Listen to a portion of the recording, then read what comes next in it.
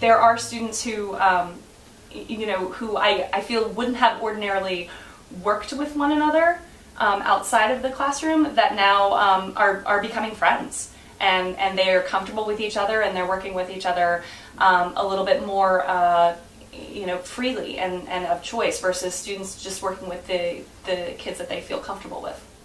I got lost in the middle of something when I was up there, and I was fumbling around trying to find how to get to a certain part of the layers in the map. And I had a student come up and do it for me probably half the time it takes me to do it, even when I teach. And somebody else came up when they saw that, and they actually answered the question to the class and turned around, and it was kind of their lesson after that, and they went through it. So it was an amazing lesson because of that. I think they got more out of themselves teaching it than even me.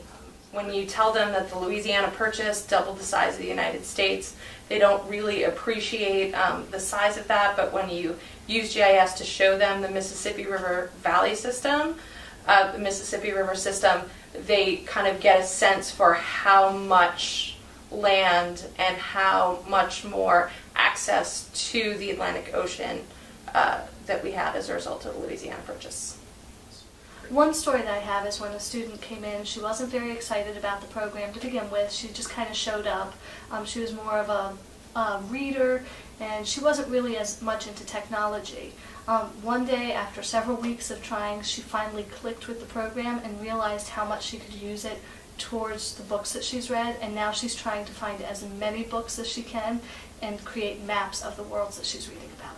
I want it to change the perception that Americans fought in the trenches. A lot of our kids think that they sat in the trenches, that they had trench foot, and when Pershing's strategy really was to push out and push on upward towards Belgium.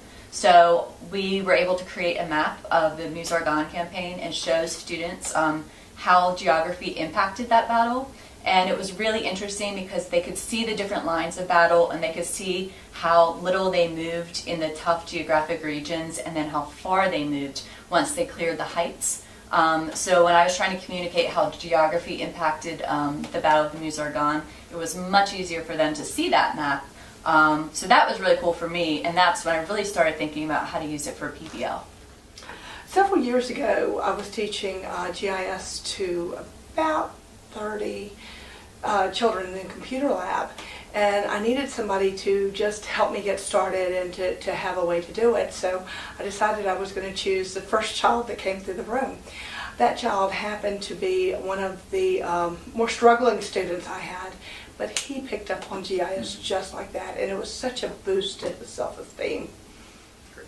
One particular thing that stands out to me is recently I had my 6th grade GIS students map the bus routes that the buses travel each morning and afternoon, and note all the stops.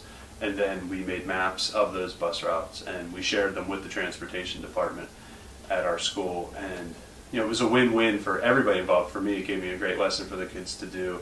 For the students, it was interesting for them to see where their buses went each day, where they were in the order of when they got picked up, where the bus had been previously, etc. And for transportation in the school, they actually got to see, is there any way we can combine certain routes? It was really the first time they've ever actually mapped the routes that our buses take each day. And so the plan for next year is for me to do that a little bit sooner, perhaps even over the summer, so that they can consolidate bus routes and look to maybe make it more efficient. And that was really a student-driven activity. I gave them the information, and they went ahead and figured out how to map it.